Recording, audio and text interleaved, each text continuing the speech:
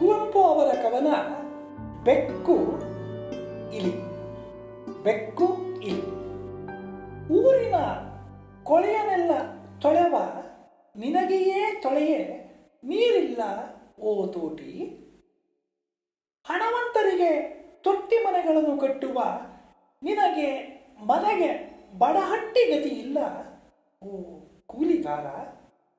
ಪೈರನು ಬೆಳೆಯೇ ನೀನು ಲೋಕಕ್ಕೆ ಕೂಳು, ಆದರೆ ಉಣ್ಣಲು ನಿನಗೆ ಕಾಳಿಲ್ಲ ಓ ರೈತ. ತಿಂದು ಧನಿಕರ ಬುದ್ಧಿ ತೇಗುತ್ತಿದೆ, ಬಡ ಜನರು ಹೊಟ್ಟೆ ಬೆನ್ನಿಗೆ ಹತ್ತಿ ನರಳಿ ಹೊರಡುತ್ತಾ ಉರುಳುತ್ತಿರುವರು ಜಪನ ಮನೆಗೆ. ಕೈಗೆ ಕೈದುಗಳಿಲ್ಲ, ಬಾಯಿಗೆ ವಾಗ್ಮಿತೆ ಇಲ್ಲ, ಮೈಲಿ ರಕ್ತದ ಬಿಂದುವಿಲ್ಲ. ರಾಜ್ಯದ ಭಾರ ನಿಮ್ಮ ಮೂಳೆಯ ಮೇಲೆ, ರಾಜ್ಯ ಭಾರದ ಸೂತ್ರ ಪಾತ್ರ ನಿಮಗಿಲ್ಲ. ಶ್ರೀಮಂತ ಬೆಕ್ಕುಗಳೆಲ್ಲ ಸಭೆ ಸೇರಿದರೆ ಆದಂತೆ ಬಡ ಇಲಿಗಳ ಉದ್ಧಾರ. ಕೊಬ್ಬಿದರೂ ಕುರಿಗಲ್ಲ ಹಬ್ಬ, ಕುರುಬಗೆ ಮಾತ್ರ. ಬೆಕ್ಕು ಇಲಿ ಎಂಬ ಕವನದ ಹೆಸರು ಒಂದು ರೂಪಕವಾಗಿದೆ. ಇಲಿಯನ್ನ ಬೇಟೆಯಾಡಿ ಕೊಲ್ಲುವ ಬೆಕ್ಕಿನಂತೆ ಸಿರಿವಂತರು ದುಡಿಯುವ ಶ್ರಮಜೀವಿಗಳಾದ ಬಡ ಜನರ ಬದುಕನ್ನು ಹೇಗೆ ಸಂಕಟಕ್ಕೆ ಗುರಿ ಮಾಡಿದ್ದಾರೆ ಎಂಬುದನ್ನು ಈ ಕವನದಲ್ಲಿ ಹೇಳಲಾಗಿದೆ. ಸಿರಿವಂತರು ಎಂದರೆ ಜಾತಿ ಬಲ, ತೋಳ್ಬಲ, ರಾಜಕೀಯ ಗದ್ದುಗೆಯ ಆಡಳಿತದ ಬಲ, ಭೂಮಿಯ ಒಡೆತನದ ಜಮೀನ್ದಾರಿಕೆಯ ಬಲ ಮತ್ತು ಹಣದ ಬಲವುಳ್ಳವರು. ಈ ಕವನದಲ್ಲಿ ಕವಿ ಸಮಾಜದಲ್ಲಿ ದುಡಿಯುವ ವರ್ಗದವರ ಬಡತನ ಅಂದರೆ ಅನ್ನ, ಬಟ್ಟೆ, ವಸತಿ, ವಿದ್ಯೆ, ಉದ್ಯೋಗ, ಆರೋಗ್ಯವನ್ನು ಪಡೆಯಲಾಗದೆ ಎಷ್ಟೇ ದುಡಿದರೂ ಕೂಡ ಬರೀ ಪ್ರತಿನಿತ್ಯದ ಅನ್ನವನ್ನು ಗಳಿಸುವುದಕ್ಕೆ ಪರಿತಪಿಸುತ್ತಿರುವಂಥ ದುಡಿಯುವ ಶ್ರಮಜೀವಿಗಳನ್ನು ಉದ್ದೇಶಿಸಿ ಹೇಳ್ತಾ ಇದ್ದಾರೆ, ಓ ತೋಟಿ. ತೋಟಿ ಅಂತಂದ್ರೆ ಜಾಡಮಾಲಿ. ಊರಿನ ನಗರಗಳ ಎಲ್ಲ ಕಸಕಡ್ಡಿಗಳನ್ನು, ಕೊಳೆಯನ್ನು, ಹೊಲಸನ್ನು ತೆಗೆದು ಅದನ್ನು ಅತ್ಯಂತ ಶುಚಿ ಮಾಡುವ ಕಾರ್ಯಕ್ರಮದಲ್ಲಿ ತೊಡಗಿರ್ತಕ್ಕಂಥ ತೋಟಿ. ಓ ತೋಟಿ ಅಣ್ಣ, ತೋಟಿ ಅಂದರೆ ಜಾಡಮಾಲಿಯೇ. ಊರಿನ ಕೊಳೆಯನೆಲ್ಲ ತೊಳೆವ ನಿನಗೆಯೇ ತೊಳೆಯ ನೀರಿಲ್ಲ.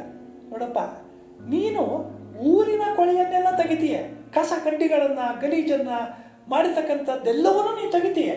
ತೊಳೆವ, ಶುಚಿ ಮಾಡುವ ಕಾರ್ಯದಲ್ಲಿ ತೊಡಗಿರುವ ನಿನಗೆಯೇ ಆ ಕೊಳಕಾದ ನಿನ್ನ ಕೈಗಳನ್ನು, ಊರಿನ ಕೊಳಕನ್ನೆಲ್ಲ ತೆಗೆದಿರುವಂಥ ನೀನು, ಆದರೆ ನಿನ್ನ ಆ ಕೈಗಳನ್ನು ತೊಳೆಯುವುದಕ್ಕೆ ನಿನಗೆ ನೀರಿಲ್ಲ. ಅಂದರೆ ಏನದರ ಉದ್ದೇಶ? ತೋಟಿ ಅನ್ನತಕ್ಕಂಥವನು ನಮ್ಮ ವರ್ಣ ಶ್ರೇಣಿಯಲ್ಲಿ, ವರ್ಣ ಅಂತಂದರೆ ಬ್ರಾಹ್ಮಣ, ಕ್ಷತ್ರಿಯ, ವೈಶ್ಯ, ಶೂದ್ರ ಅಂತಕ್ಕಂಥ ವರ್ಣದ ಶ್ರೇಣೀಕರಣದಲ್ಲಿ ಶೂದ್ರನಿಗಿಂತಲೂ ಅತಿ ಕೆಳಪಟ್ಟವನು. ಅಂದರೆ ಅವನ ಮನುಷ್ಯ ಅಂತ ಈ ಸಮಾಜ ಪರಿಗಣಿಸಿರಲಿಲ್ಲ. ಅಧ್ಯಯನ ಮತ್ತು ಅಧ್ಯಾಪನಕ್ಕೆ ಬ್ರಾಹ್ಮಣ ಅರ್ಹ, ನಾಡನ್ನಾಳುವುದಕ್ಕೆ ಗದ್ದುಗೆಯನ್ನೇರಿ ಕ್ಷತ್ರಿಯ ಅರ್ಹ, ವ್ಯವಸಾಯ ವ್ಯಾಪಾರಗಳ ಸಂಪತ್ತಿಗೆ ವೈಶ್ಯ. ಪಾದ ಹೇಗೆ ದೇಹದ ಭಾರವನ್ನು ಹೊರ್ತದೋ ಆ ರೀತಿ ಈ ಮೂರು ವರ್ಣದವರ ಸೇವೆಯನ್ನು ಮಾಡ್ತಕ್ಕಂಥವನು ಶೂದ್ರ. ಅವನಿಗೆ ವಿದ್ಯೆ, ಅಧಿಕಾರ, ಸಂಪತ್ತಿನ ಯಾವುದೇ ಅದಕ್ಕೆ ಹಕ್ಕಿಲ್ಲ. ಇನ್ನು ಜಾಡಮಾಲಿಯಂತೂ ಆತ ಮನುಷ್ಯನೇ ಅಂತ ಈ ಸಮಾಜ ಶತಶತಮಾನಗಳಿಂದ ಪರಿಗಣಿಸಲಿಲ್ಲ. ಅವನನ್ನು ಊರಿಂದ ಹೊರಕ್ಕೆ ಹಾಕಿತ್ತು. ಅಂತಹ ತೋಟಿ ನಿನಗೆ ತೊಳೆಯ ನೀರಿಲ್ಲ. ಇದನ್ನು ತಿಳ್ಕೊಳ್ಬೇಕಾದ್ರೆ ನಾವು ತೋಟಿಯ ಈ ಸಾಮಾಜಿಕ ಈ ಸ್ಥಿತಿ ಯಾಕೆ ಅಂತ ತಿಳ್ಕೊಳ್ಬೇಕಾದ್ರೆ, ಆರ್ಥಿಕ ಸ್ಥಿತಿ ಯಾಕೆ ಅಂತ ತಿಳ್ಕೊಳ್ಬೇಕಾದ್ರೆ ಭರತಖಂಡದ ಸಾಮಾಜಿಕ ಇತಿಹಾಸವನ್ನು ನಾವು ನೋಡಬೇಕು. ಇಂಡಿಯಾ ದೇಶದಲ್ಲಿ ಸಾವಿರಾರು ವರ್ಷಗಳಿಂದಲೂ ಇದ್ದ ಬ್ರಾಹ್ಮಣ, ಕ್ಷತ್ರಿಯ, ವೈಶ್ಯ, ಶೂದ್ರ ಎಂಬ ವರ್ಣಗಳ ಮತ್ತು ಈ ವರ್ಣಗಳಿಂದ ಕವಲುಗೊಂಡು ಬಳಕೆಗೆ ಬಂದ 108 ಬಗೆಯ ಜಾತಿಗಳ ಕಟ್ಟುಪಾಡುಗಳು ಇದಕ್ಕೆ ಕಾರಣವಾಗಿವೆ. ಮೇಲುವರ್ಣದವರು ಮತ್ತು ಮೇಲು ಜಾತಿಯವರು ಊರಿನ ಕೆರೆಕಟ್ಟೆ ಬಾವಿಗಳ ನೀರನ್ನು ಮುಟ್ಟಲು ಕೆಳಜಾತಿಗೆ ಸೇರಿದ ತೋಟಿಯನ್ನು ಬಿಡುತ್ತಿರಲಿಲ್ಲ. ಆದರೆ ತೋಟಿಯನ್ನು ಯಾಕೆ ಊರೊಳಗೆ ಬಿಟ್ಕೊಳ್ತಾ ಇದ್ರು? ತಾವು ಹಾಕಿರುವಂಥ ಕಸಕಡ್ಡಿಗಳನ್ನು, ಹೊಲಸನ್ನು ತೊಳೆಯುವುದಕ್ಕಾಗಿ ಅವನು ಒಳಗೆ ಬರೋದಕ್ಕೆ ಬಿಡ್ತಿದ್ರಷ್ಟೇ. ಊರಿನ ಹಾದಿ ಬೀದಿಗಳಲ್ಲಿ ಚೆಲ್ಲಾಡಿದ್ದ ಕಸಕಡ್ಡಿಯನ್ನು, ಕೊಳೆತು ನಾರುತ್ತಿರುವ ವಸ್ತುವನ್ನು ಮತ್ತು ಚರಂಡಿಯಲ್ಲಿ ತುಂಬಿರುವ ಕೊಚ್ಚೆಯನ್ನು ತೋಟಿಯು ಹೊರತೆಗೆದು ಶುಚಿಗೊಳಿಸುವಾಗ ಅವನ ಕೈ ಮೈ ಎಲ್ಲವೂ ಕೊಳೆಯಾಗುತ್ತಿತ್ತು. ಆದರೆ ಆತ ಅದನ್ನು ತೊಳೆದುಕೊಳ್ಳಲು ಊರಿಂದ ಬಹುದೂರದಲ್ಲಿ ಮೇಲು ವರ್ಣದವರ ಮತ್ತು ಮೇಲು ಜಾತಿಯವರ ಒಡೆತನಕ್ಕೆ ಸೇರಿರದ ನೀರಿನ ತಾಣದತ್ತ ಹೋಗಬೇಕಿತ್ತ ಹೊರತು ಊರಿನ ಒಳಗಡೆ ಆತನಿಗೆ ನೀರು ದೊರೆಯುತ್ತಿರಲಿಲ್ಲ. ಓ ಕೂಲಿಗಾರ, ಕೂಲಿ ಮಾಡ್ತಕ್ಕಂಥವನು ಬೆಳಗ್ಗೆಯಿಂದ ಸಂಜೆವರೆಗೆ ದುಡಿದು ಆ ಹಣವನ್ನು ದಿನಬತ್ತಿಯನ್ನು ಪಡೀತಕ್ಕಂಥ ಕೂಲಿಗಾರನೇ. ಹಣವಂತರಿಗೆ ತೊಟ್ಟಿ ಮನೆಗಳನ್ನು ಕಟ್ಟುವ ನಿನಗೆ ಮನೆಗೆ ಬಡಹಟ್ಟಿ ಗತಿಯಿಲ್ಲ. ಹಣವಂತರಿಗೆ, ಶ್ರೀಮಂತರಿಗೆ ತೊಟ್ಟಿ ಮನೆಗಳನ್ನು, ತೊಟ್ಟಿ ಮನೆ ಅಂತಂದರೆ ಮನೆಯ ನಡುವಣ ಜಾಗದಲ್ಲಿ ಮೇಲಿನ ಚಾವಣಿ ಇಲ್ಲದೆ ಗಾಳಿ ಬೆಳಕು ಮಳೆ ಹನಿಗೆ ತೆರೆದುಕೊಂಡಿರುವ 4 ಮೂಲೆಗಳನ್ನುಳ್ಳ ಚಚ್ಚೌಕವಾದ ಜಾಗ. ಇವೆಲ್ಲ ದೊಡ್ಡ ದೊಡ್ಡ ಶ್ರೀಮಂತರು ಹಳ್ಳಿಗಳಲ್ಲಿ ಬಂದು ಕಟ್ಟಿಸ್ತಾ ಇದ್ದಂಥ ತೊಟ್ಟಿ ಮನೆಗಳು. ಇಂಥ ತೊಟ್ಟಿ ಮನೆಗಳನ್ನು ಅಂದರೆ ಭವ್ಯವಾದ, ಈಗ ಹೇಳೋದಾದ್ರೆ ಭವ್ಯವಾದ ಬಂಗಲೆಗಳನ್ನು, ಅತ್ಯಂತ ದೊಡ್ಡ ದೊಡ್ಡ ಕಟ್ಟಡಗಳನ್ನು ಕಟ್ಟುವ ನಿನಗೆ ಮನೆಗೆ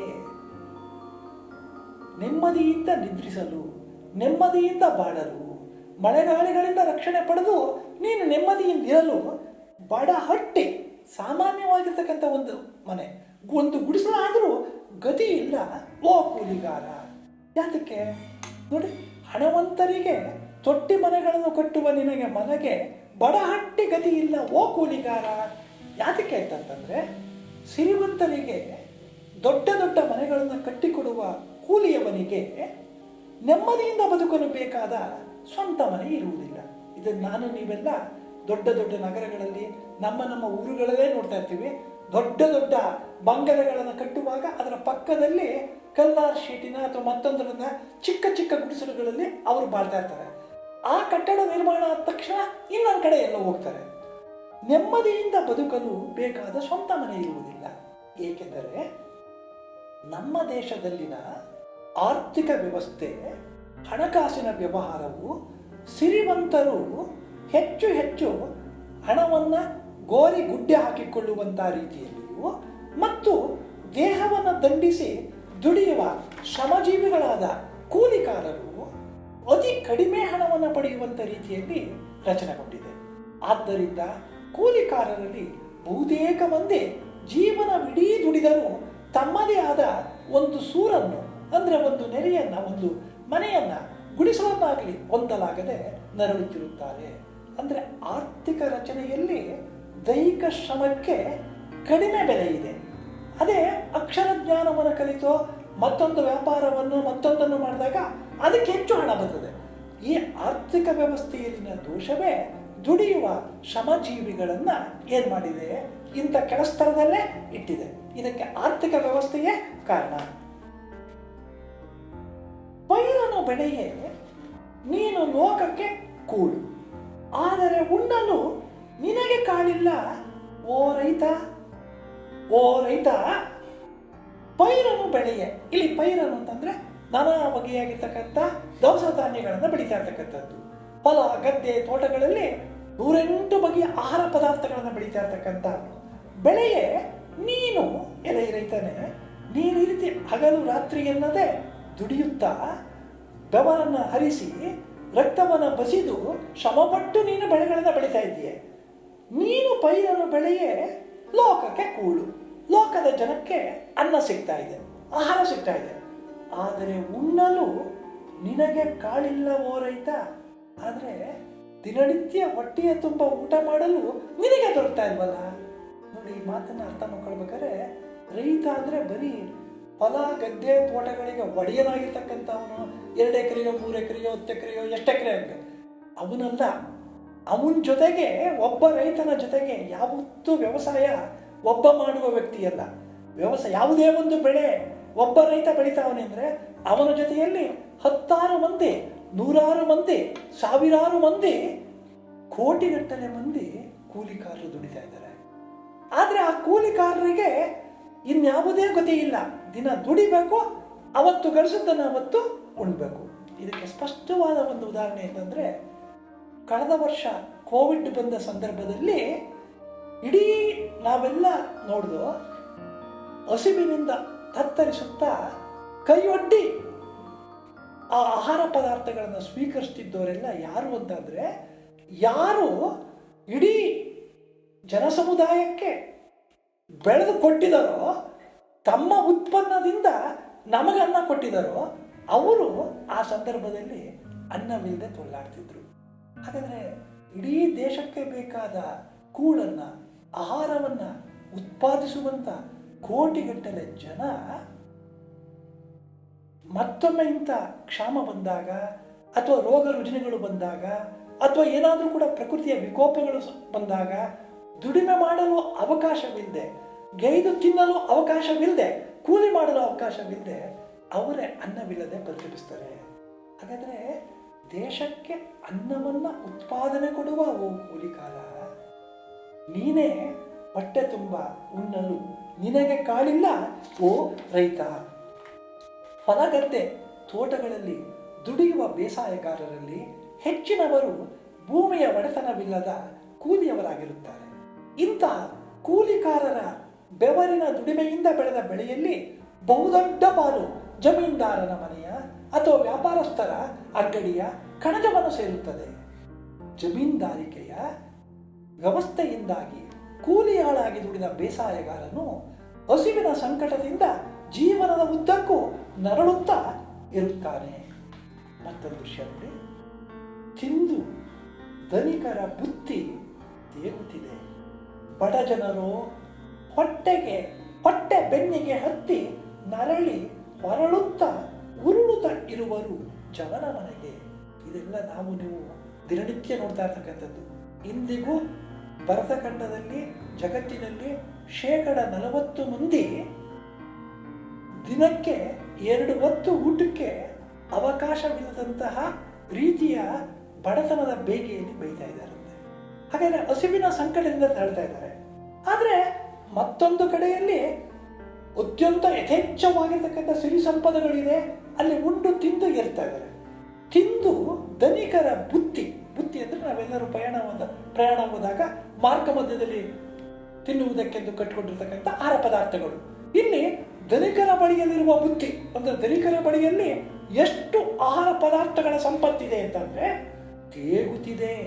ಇಲ್ಲಿ ಧನಿಕರ ಬುತ್ತಿ ತೇಗುತ್ತಿದೆ ಅಂದರೆ ಬರೀ ಊಟ ಅಲ್ಲ, ಎಲ್ಲ ಬಗೆಯಾಗಿರ್ತಕ್ಕಂಥ ಸಿರಿ ಸಂಪದಗಳಿಂದ ತುಂಬಿ ತುಳುಕುತ್ತಾ ಅತ್ಯಂತ ಆನಂದದಿಂದ ಧನಿಕರು ಓಲಾಡುತ್ತಿದ್ದಾರೆ, ಶ್ರೀಮಂತರು ಓಲಾಡುತ್ತಿದ್ದಾರೆ. ಬಡ ಜನರು, ದುಡಿಯುವ ಬಡ ಜೀವಿಗಳು ಹೊಟ್ಟೆ ಬೆನ್ನಿಗೆ ಹತ್ತಿ ಅಂತಕ್ಕಂಥದ್ದು ಒಂದು ನುಡಿಗಟ್ಟು.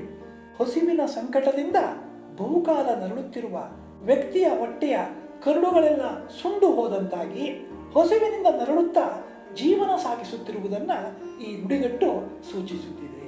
ಉಣ್ಣುವುದಕ್ಕೆ ಸರಿಯಾದ ಆಹಾರವಿಲ್ಲದೆ ಕರುಳುಗಳೇ ಬತ್ತೋಗವೆ ಅಂತ ಹೇಳ್ತಾರೆ. ಹೊಟ್ಟೆ ಬೆನ್ನಿಗೆ ಹತ್ತಿ ನರಳಿ, ಹಸಿವಿನ ಸಂಕಟದಿಂದ ನರಳಿ ಹೊರಳುತ್ತಾ ಉರುಳುತ್ತಾ ಇರುವರು, ಒದ್ದಾಡುತ್ತಾ ಇರುವರು. ಅವರು ಹಸಿವಿನ ಸಂಕಟದಲ್ಲಿ ಬೈತಾ ನರಳುತ್ತಾ ಅವರು ಈಗ ಏನಾಗ್ತಾ ಇದ್ದಾರೆ ಅಂದರೆ, ಯಾವ ದಾರಿಯ ಕಡೆಗೆ, ಯಾರ ಮನೆಯ ಬಳಿಗೆ ಹೋಗ್ತಾ ಇದ್ದಾರೆ? ಜವನ ಮನೆಗೆ. ಜವ ಅಂದರೆ ಯಮನ ಮನೆಗೆ, ಸಾವಿನತ್ತ ಹೋಗುತ್ತಿದ್ದಾರೆ. ಅಂದರೆ ದೇಹವನ್ನು ಗಟ್ಟಿಮುಟ್ಟಾಗಿ ಉಳಿಸಿಕೊಳ್ಳುವುದಕ್ಕೆ ಅಗತ್ಯವಾದಷ್ಟು ಆಹಾರವನ್ನು ಪಡೆಯಲಾಗದೆ ನೊಂದು ಬೆಂದು ಕೃಶರಾಗಿ ಸಾವಿನತ್ತ ಈ ಬಡ ಜನತೆ ಹೋಗುತ್ತಿದೆ. ತಿಂದು ಧನಿಕರ ಬುತ್ತಿ ತೇಗುತ್ತಿದೆ, ಬಡ ಜನರು ಹೊಟ್ಟೆ ಬೆನ್ನಿಗೆ ಹತ್ತಿ ನರಳಿ ಹೊರಳುತ್ತಾ ಪಕ್ಕಕ್ಕೆ ತಿರುಗುತ್ತಾ, ಉರುಳು ಅಂದರೆ ಕೆಳಕ್ಕೆ ಬೀಳುತ್ತಾ ಇರುವರು ಅಂದರೆ ಒದ್ದಾಡುತ್ತಾ ಇರುವರು ಯಮನ ಮನೆಯತ್ತ, ಸಾವಿನ ಕಡೆಗೆ ಅಂತ. ಕೋಟಿಗಟ್ಟಲೆ ಸಂಪತ್ತುಳ್ಳ ಶ್ರೀಮಂತರು ಉಂಡು ತಿಂದು ತೇಗಿ ಮೆರೆಯುತ್ತಿದ್ದರೆ, ಅಂತಹ ಸಂಪತ್ತೆಲ್ಲವನ್ನು ತಮ್ಮ ದುಡಿಮೆಯಿಂದ ನಾಡಿಗೆ ನೀಡಿದ ಬಡ ಜನತೆಯು, ಸಿರಿವಂತರ ಬಳಿ ಇರುವ ಸಕಲ ಸಂಪತ್ತು ಯಾರ ದುಡಿಮೆಯಿಂದ ಉತ್ಪನ್ನವಾದದ್ದು? ಈ ಬಡ ಜನತೆಯಿಂದ ಉತ್ಪನ್ನವಾದದ್ದು. ಬಡ ಜನತೆಯು ಹಸಿವಿನ ಸಂಕಟದಲ್ಲಿ ಬೆಂದು ನೊಂದು ಹೊರಳಾಡಿ ನರಳುತ್ತಾ ಸಾವನ್ನಪ್ಪುತ್ತಿದ್ದಾರೆ. ದೇಶದಲ್ಲಿರುವ ಜನರೆಲ್ಲರ ನೆಮ್ಮದಿಯ ಜೀವನಕ್ಕೆ ಆಗಿ ಮಿಗುವ ಮೊತ್ತದ ಸಂಪತ್ತು ನಮ್ಮ ದೇಶದಲ್ಲಿದ್ದರು. ದೇಶದಲ್ಲಿರುವಂಥ ಜನರೆಲ್ಲರಿಗೂ ಕೂಡ ಅನ್ನ, ಬಟ್ಟೆ, ವಸತಿ, ವಿದ್ಯೆ, ಉದ್ಯೋಗ, ಆರೋಗ್ಯವನ್ನು ಕೊಡುವಂಥ ಸಂಪತ್ತು ನಮ್ಮ ದೇಶದಲ್ಲೇ ಇದೆ. ಇದ್ದರೂ ನಾಡಿನ ಜನರೆಲ್ಲರಿಗೂ ಸಮಾನವಾಗಿ ಸಂಪತ್ತು ಹಂಚಿಕೆಯಾಗದಂತಹ ಸಾಮಾಜಿಕ ರಚನೆ ಮತ್ತು ಹಣಕಾಸಿನ ವ್ಯವಸ್ಥೆಯು ಇರುವುದರಿಂದ ದುಡಿಯುವ ಶ್ರಮಜೀವಿಗಳು ಅಕಾಲ ಮರಣಕ್ಕೆ ತುತ್ತಾಗುತ್ತಿದ್ದಾರೆ. ಆಹಾರ ಸಂಪತ್ತಿಲ್ಲ ಅಂತಲ್ಲ, ಆಹಾರ ಸಂಪತ್ತು ಯಥೇಚ್ಛವಾಗಿದೆ. ಆದರೆ ಆ ಸಂಪತ್ತು ಸಮಾನವಾಗಿ ಎಲ್ಲರಿಗೂ ಹಂಚಿಕೆಯಾಗಿ ಪ್ರತಿಯೊಬ್ಬ ವ್ಯಕ್ತಿಯೂ ಕೂಡ ಅನ್ನ, ಬಟ್ಟೆ, ವಸತಿ, ವಿದ್ಯೆ, ಉದ್ಯೋಗ, ಆರೋಗ್ಯವನ್ನು ಪಡೆಯಲಾಗದಂತಹ ಸಾಮಾಜಿಕ ರಚನೆ, ಅಂದರೆ ಜಾತಿಯ ಮೇಲು ಕೀಳಿನ, ವರ್ಣದ ಮೇಲು ಕೀಳಿನ ರಚನೆ 80% ಜನರನ್ನು ಈ ಅವಕಾಶಗಳಿಂದ ವಂಚಿತರನ್ನಾಗಿ ಮಾಡಿದೆ. ಹಾಗೆ ಆರ್ಥಿಕ ವ್ಯವಸ್ಥೆ ದುಡಿಯುವ ಶ್ರಮಜೀವಿಗಳ ಬದುಕಿಗೆ ಬೆಲೆ ಇಲ್ಲದಂತೆ ಮಾಡಿದೆ. ಎಷ್ಟೇ ದುಡಿದರೂ ಬಡತನದಲ್ಲೇ ಬೈತಾ ಇರ್ತಕ್ಕಂಥ ಜಾಡಮಾಲಿಗಳು, ಕೂಲಿಕಾರರು, ರೈತರು, ಅವರ ಬಳಿ ಏನಿಲ್ಲ. ಕೈಗೆ ಕೈದುಗಳಿಲ್ಲ, ಬಾಯಿಗೆ ವಾಗ್ಮಿತೆ ಇಲ್ಲ, ಮೈಲಿ ರಕ್ತದ ಬಿಂದುವಿಲ್ಲ. ಈ ರೀತಿ ದುಡಿತಾ ಇರ್ತಕ್ಕಂಥ ಈ ಜನಕೋಟಿಯವರೆಲ್ಲ, ಕೋಟಿಗಟ್ಟಲೆ ಜನ, ಅವರ ಕೈಗಳಲ್ಲಿ ಕೈದುಗಳಿಲ್ಲ. ಕೈದು ಅಂದರೆ ಆಯುಧ, ಹತಾರ, ಶಸ್ತ್ರ. ಬಾಯಿಗೆ ವಾಗ್ಮಿತೆ ಇಲ್ಲ. ವಾಗ್ಮಿತೆ ಅಂತಂದರೆ ಕೇಳುವವರ ಮನಸೆಳೆಯುವಂತೆ ಅತ್ಯಂತ ಬಹಳ ಆಕರ್ಷಕವಾಗಿರ್ತಕ್ಕಂಥ ಮಾತುಗಳನ್ನು ಆಡ್ತಕ್ಕಂಥದ್ದು. ಆದರ್ಶದ, ಸತ್ಯದ, ನೀತಿಯ ಮಾತುಗಳನ್ನು ಆಡ್ತಾ ಕೇಳುಗರ ಮನಸ್ಸನ್ನು ತಮ್ಮ ಕಡೆಗೆ ಸೆಳೆದುಕೊಳ್ಳುವಂಥ ಮಾತಿನ ಕುಶಲತೆ. ಈ ದುಡಿಮೆಗಾರರ ಕೈನಲ್ಲಿ ಆಯುಧವೂ ಇಲ್ಲ, ಅಥವಾ ಆಯುಧ ಯಾತಕ್ಕೆ? ತಮ್ಮನ್ನು ಯಾರು ಶೋಷಣೆ ಮಾಡ್ತಾ ಇದ್ದಾರೋ, ತಮ್ಮ ಬಡತನಕ್ಕೆ ಯಾರು ಕಾರಣರಾಗಿದ್ದಾರೋ, ತಮ್ಮನ್ನು ಯಾರು ಹಸಿವಿನ ಸಂಕಟಕ್ಕೆ ತಳ್ಳಿದಾರೋ ಅವರ ವಿರುದ್ಧ ಹೋರಾಟ ಮಾಡೋಣ ಅಂತ ಅಂದರೆ ಮೈಯಲ್ಲಿ ಶಕ್ತಿನೂ ಇಲ್ಲ, ಕೈಯಲ್ಲಿ ಆಯುಧನೂ ಇಲ್ಲ. ಹೋಗ್ಲಿ, ಮಾತಿನಲ್ಲೇ ಮರುಳು ಮಾಡಿ ವಂಚಿಸಿ, ಅಥವಾ ಮಾತಿನಲ್ಲೇ ತಮ್ಮ ಹಕ್ಕನ್ನು ಪ್ರತಿಪಾದಿಸಿ ತಮಗೆ ಬರಬೇಕಾಗಿರ್ತಕ್ಕಂಥ ಸಂಪತ್ತನ್ನು, ತಮ್ಮ ಪಾಲನ್ನು ಪಡೆಯುವುದಕ್ಕೆ ಬೇಕಾಗಿರ್ತಕ್ಕಂಥ ಮಾತುಗಳನ್ನು ಆಡುವಂಥ ಆ ವಾಗ್ಮಿತೆಯು ಅವರಿಗಿಲ್ಲ. ಮೈಲಿ ರಕ್ತದ ಬಿಂದುವಿಲ್ಲ, ಒಂದು ತೊಟ್ಟಾದರೂ ರಕ್ತವಿಲ್ಲ. ಹಾಗಾದರೆ ತಮ್ಮ ಪಾಲಿನ ಹಕ್ಕನ್ನು ಪಡೆಯಬೇಕಾದ್ರೆ ಹೋರಾಟ ಮಾಡುವ ಶಕ್ತಿಯೂ ಇಲ್ಲ, ಆಯುಧಗಳನ್ನು ಹಿಡಿದು, ಅಥವಾ ಮಾತಿನ ಮೂಲಕ ತಮ್ಮ ಹಕ್ಕನ್ನು ಪ್ರತಿಪಾದಿಸುವಂಥ ವಾಕ್ ಚಾತುರ್ಯವೂ ಇಲ್ಲ, ದೇಹದಲ್ಲಿ ಶಕ್ತಿಯೇ ಇಲ್ಲ. ಜೀವನಕ್ಕೆ ಅಗತ್ಯವಾದ ಅನ್ನ, ಬಟ್ಟೆ, ವಸತಿ, ವಿದ್ಯೆ, ಆರೋಗ್ಯದಿಂದ ಮತ್ತೆ ಮತ್ತೆ ನಾವು ಈ ಪದಗಳನ್ನು ಹೇಳ್ಕೊಳ್ಳೇ ಇರಬೇಕು. ಮನುಕುಲಕ್ಕೆ, ಮಾನವ ಸಮುದಾಯಕ್ಕೆ ಬೇಕಾದ ಇವಿಷ್ಟೇ ಮುಖ್ಯವಾಗಿ.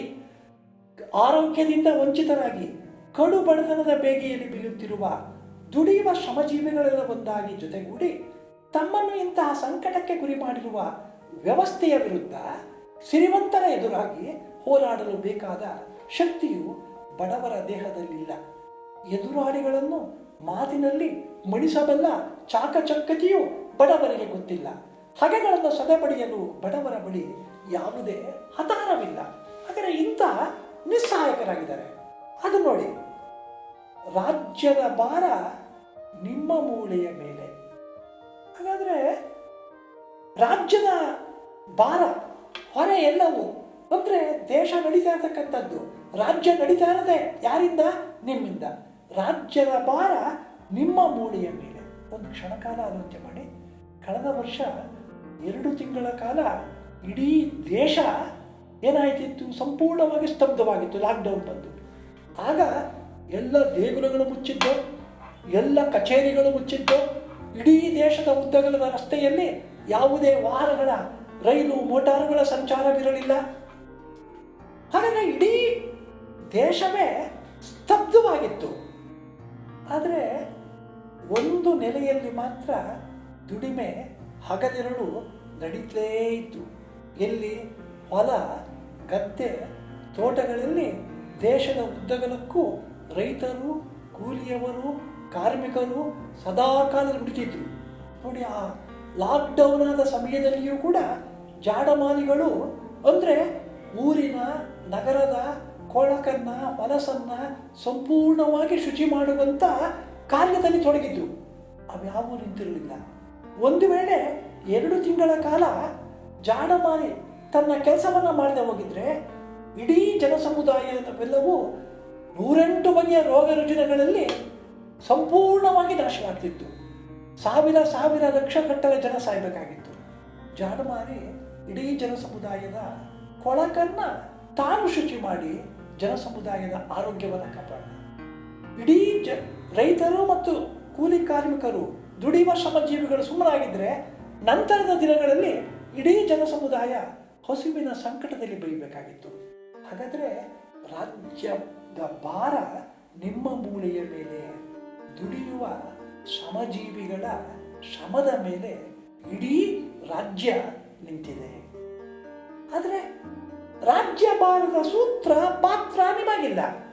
ಆದರೆ ರಾಜ್ಯಭಾರ ಅಧಿಕಾರವನ್ನು ನಡೆಸುವಂತ ಯಾವುದೇ ಗದ್ದುಗೆ ನಿಮ್ಮ ಪಾಲಿಗಿಲ್ಲ, ಯಾವುದೇ ಶಾಸನಗಳನ್ನು ಮಾಡುವಂಥ ಶಕ್ತಿ ನಿಮಗೆ ಇಲ್ಲ. ನೋಡಿ ಹೇಗಿದೆ ಅಂತಂದರೆ, ರಾಜ್ಯಭಾರದ ಸೂತ್ರ ಪಾತ್ರ ನಿಮಗಿಲ್ಲ. ರಾಜ್ಯದ ಭಾರ ನಿಮ್ಮ ಮೂಳೆಯ ಮೇಲೆ. ರಾಜ್ಯದ ಜನಸಮುದಾಯದ ನೆಮ್ಮದಿಯ ಜೀವನಕ್ಕೆ ಬೇಕಾದ ದವಸ ಧಾನ್ಯಗಳನ್ನು ಬೆಳೆಯುವ, ಸಮಾಜಕ್ಕೆ ಅಗತ್ಯವಾದುದೆಲ್ಲವನ್ನು ನಿರ್ಮಿಸುವ ಹೊರೆಯೆಲ್ಲವೂ ಕೋಟಿಗಟ್ಟಲೆ ಶ್ರಮಜೀವಿಗಳ ದುಡಿಮೆಯನ್ನೇ ಮೈಮನವನ್ನೇ ಅವಲಂಬಿಸಿದೆ. ಹೆದ್ದಾರಿಗಳು, ಅಣೆಕಟ್ಟುಗಳು, ದೊಡ್ಡ ದೊಡ್ಡ ಕಟ್ಟಡಗಳು ಮೊದಲುಗೊಂಡು ನಾಡನ್ನು ಕಟ್ಟುವ ಎಲ್ಲ ಬಗೆಯ ಕೆಲಸಗಳ ಹೊರೆಯು ದುಡಿಯುವ ಶ್ರಮಜೀವಿಗಳಾದ ಬಡವರ ಮೇಲೆಯೇ ಬಿದ್ದಿದೆ. ಆದರೆ ರಾಜ್ಯಭಾರದ ಸೂತ್ರ ಪಾತ್ರ ನಿಮಗಿಲ್ಲ.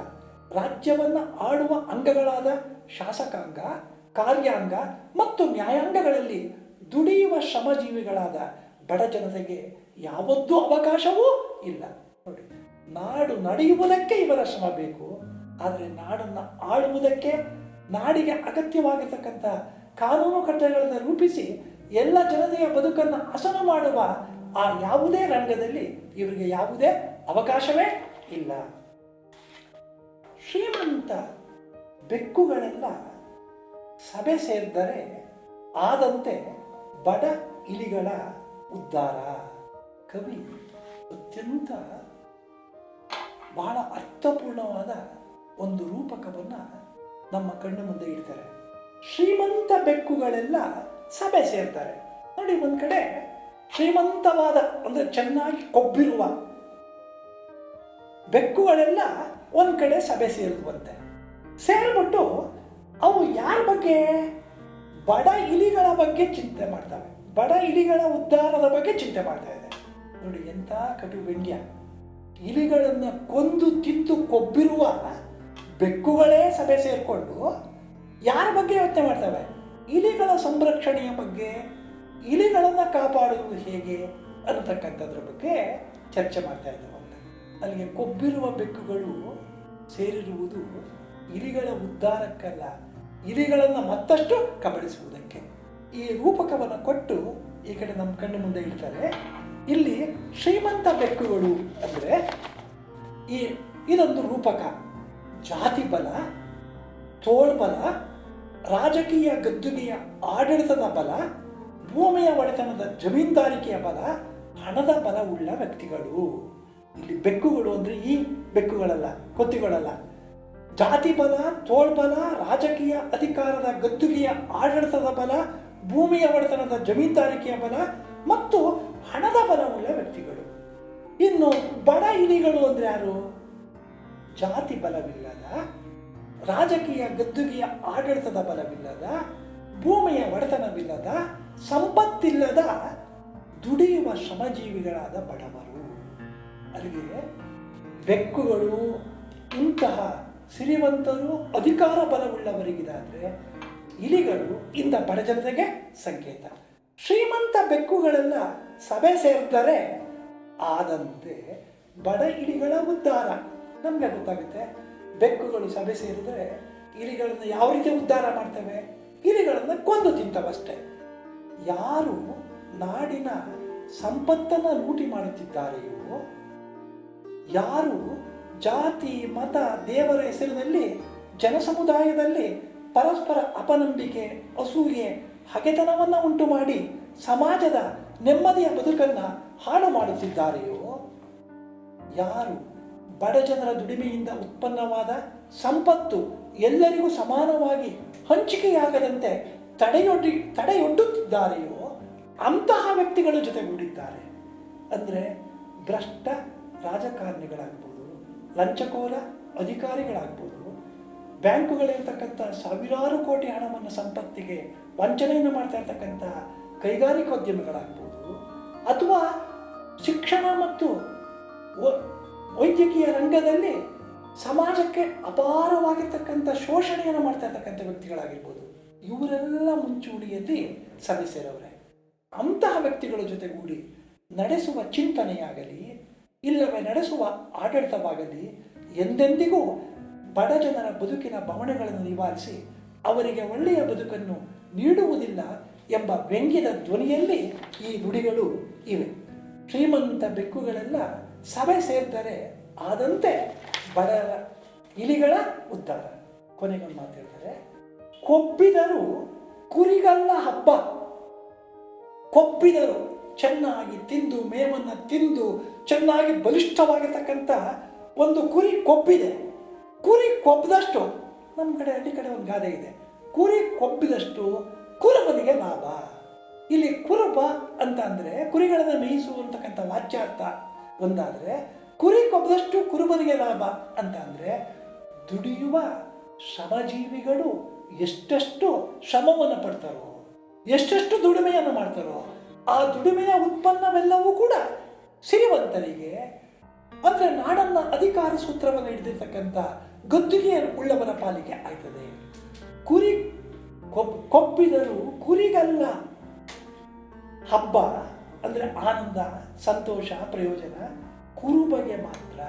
ಇಲ್ಲಿ ಕುರುಬ ಅಂತಕ್ಕಂಥದ್ದು ಅಂತಂದರೆ ನಾಡಿನ ಅಧಿಕಾರ ಸೂತ್ರವನ್ನು ಹಿಡಿದಿರ್ತಕ್ಕಂಥ ಅಧಿಕಾರ ವರ್ಗ ಆಗ್ಬೋದು, ಅಥವಾ ಭ್ರಷ್ಟರಾಗಿರ್ತಕ್ಕಂಥ ರಾಜಕಾರಣಿಗಳಾಗ್ಬೋದು, ಲಂಚಕೋರಾಗಿರ್ತಕ್ಕಂಥ ಅಧಿಕಾರಿಗಳಾಗಿರ್ಬೋದು, ಸಿರಿ ಸಂಪತ್ತನ್ನು ಅಪಾರವಾಗಿ ದೋಗ್ತಾ ಇರ್ತಕ್ಕಂಥ ಕೈಗಾರಿಕೋದ್ಯಮಿಗಳು ಇವರೆಲ್ಲ ಆಗ್ಬೋದು, ಅವರಿಗೆ ಲಾಭ.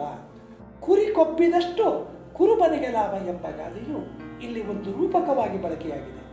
ದುಡಿಯುವ ಶ್ರಮಜೀವಿಗಳಾದ ಬಡ ಜನತೆಗೆ ಅನ್ನ, ಬಟ್ಟೆ, ವಸತಿ, ವಿದ್ಯೆ ಮತ್ತು ಆರೋಗ್ಯ ದೊರಕುವಂತಾಗಬೇಕೆಂದು ಸರ್ಕಾರದ ವತಿಯಿಂದ ಕೈಗೊಳ್ಳುವ ದೊಡ್ಡ ದೊಡ್ಡ ಯೋಜನೆಗಳ ಸಾವಿರಾರು ಕೋಟಿಗಳ ಹಣದಲ್ಲಿ ಬಹುದೊಡ್ಡ ಮೊತ್ತವನ್ನು ನಾಡನ್ನಾಡುವ ಗದ್ದುಗೆಯಲ್ಲಿ ಕುಳಿತಿರುವ ಭ್ರಷ್ಟ ವ್ಯಕ್ತಿಗಳೇ ಲಪಟಾಯಿಸಿ ಇನ್ನೂ ಹೆಚ್ಚಿನ ಸಿರಿವಂತರಾಗಿ ಮೆರೆಯತೊಡಗುತ್ತಾರೆ. ಶ್ರಮಜೀವಿಗಳಾದ ಬಡವರ ಪಾಲಿಗೆ ದೊರೆಯಬೇಕಾಗಿದ್ದ ಸಂಪತ್ತು ಕೊನೆಗೂ ಸಿರಿವಂತರಿಗೆ ಸೇರುತ್ತದೆ ಎಂಬ ತಿರುಳಿನಲ್ಲಿ ಈ ನುಡಿಗಳು ಬಳಕೆಯಾಗಿವೆ. ಬೆಕ್ಕು ಇಲಿ ಊರಿನ ಕೊಳೆಯನೆಲ್ಲ ತೊಳೆವ, ನಿನಗೆಯೇ ತೊಳೆಯೇ ನೀರಿಲ್ಲ ಓ ತೋಟಿ. ಹಣವಂತರಿಗೆ ತೊಟ್ಟಿ ಮನೆಗಳನ್ನು ಕಟ್ಟುವ, ನಿನಗೆ ಮನೆಗೆ ಬಡಹಟ್ಟಿ ಗತಿಯಿಲ್ಲ ಓ ಕೂಲಿಗಾರ. ಪೈರನು ಬೆಳೆಯೇ ನೀನು ಲೋಕಕ್ಕೆ ಕೂಡು, ಆದರೆ ಉಣ್ಣಲು ನಿನಗೆ ಕಾಡಿಲ್ಲ ಓ ರೈತ. ತಿಂದು ಧನಿಕರ ಬುತ್ತಿ ತೇಗುತ್ತಿದೆ, ಬಡ ಜನರು ಹೊಟ್ಟೆ ಬೆನ್ನಿಗೆ ಹತ್ತಿ ನರಳಿ ಹೊರಳುತ್ತಾ ಉರುಳುತ್ತಾ ಇರುವರು ಜವನ ಮನೆಗೆ. ಕೈಗೆ ಕೈದುಗಳಿಲ್ಲ, ಬಾಯಿಗೆ ವಾಗ್ಮಿತೆ ಇಲ್ಲ, ಮೈಲಿ ರಕ್ತದ ಬಿಂದುವಿಲ್ಲ. ರಾಜ್ಯದ ಭಾರ ನಿಮ್ಮ ಮೂಳೆಯ ಮೇಲೆ, ರಾಜ್ಯಭಾರದ ಸೂತ್ರ ಪಾತ್ರ ನಿಮಗಿಲ್ಲ. ಶ್ರೀಮಂತ ಬೆಕ್ಕುಗಳೆಲ್ಲ ಸಭೆ ಸೇರ್ತಾರೆ, ಆದಂತೆ ಬಡ ಇಲಿಗಳ ಉದ್ಧಾರ. ಕೊಬ್ಬಿದರು ಕುರಿಗಲ್ಲ ಹಬ್ಬ, ಕುರುಬಗೆ ಮಾತ್ರ.